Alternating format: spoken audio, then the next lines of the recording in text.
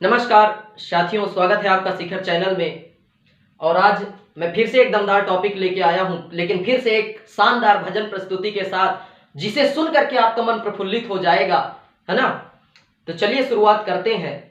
और ये भजन कुछ इस प्रकार से है कि रंग दे चुनरिया, रंग दे चुनरिया,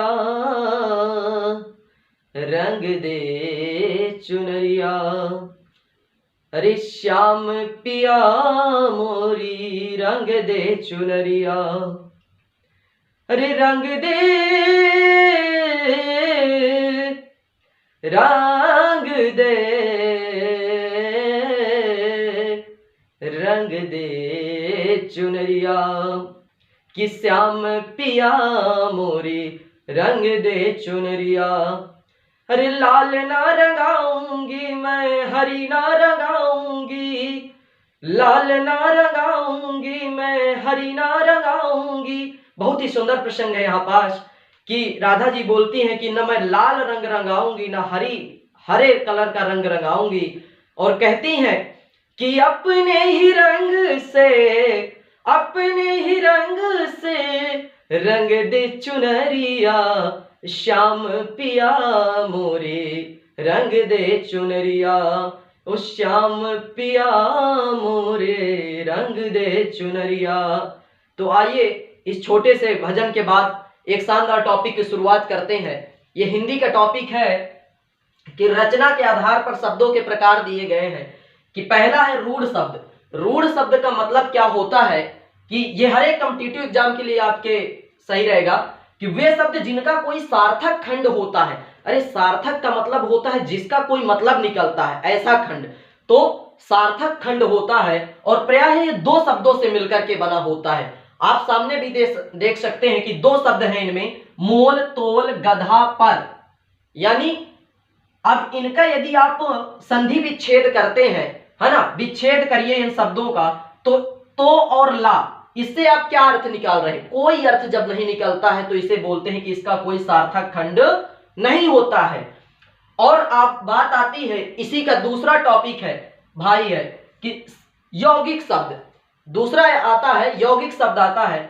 यौगिक शब्द का मतलब होता है कि इसका सार्थक खंड होता है, यानी इसका यदि आप विच्छेद करेंगे शब्दों का, ये जो है जैसे, तो इसका कोई ना कोई अर्थ निकलेगा। जैसे विद्यालय है, विद्या धन आलय, है ना।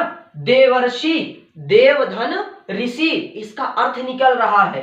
तो जिसका अर्थ संधि विच्छेद करने पर अर्थ निकलता है वो यौगिक शब्द कहलाते हैं। और तीसरा है इसका योग रूढ़ शब्द, यानी जिसका कोई तीसरा अर्थ निकलता है। यानी मैंने कोई शब्द बोला, यानी सेम टू सेम आप योग रूढ़ को समझिए, बहुब्रीहि समास समझिए। जिस प्रकार आपके बहुब्रीहि समास में कोई तीसरा अर्थ निकलता है किसी शब्द को बोलने से, तो उसी प्रकार से इसमें शब्द को बोलने से कोई तीसरे अर्थ की अनुभूति होती है। जैसे हम बोल देंगे, मतलब कुछ ना कुछ आपके मन में दूसरा एक चित्र बन जाएगा, आपके मन में कुछ छवि बन जाएगी जब हम शब्द को बोलेंगे, उसे कहते हैं योग रूढ़ शब्द बोलते हैं। जैसे हमने बोला लंबोदर, अब लंबोदर बोल दिया हमने, तो लंबोदर बोलने से आपके मन में गणेश जी की छवि बन जाएगी। ये क्या हो गया? आपका योग रूढ़ शब्द हो जाएगा।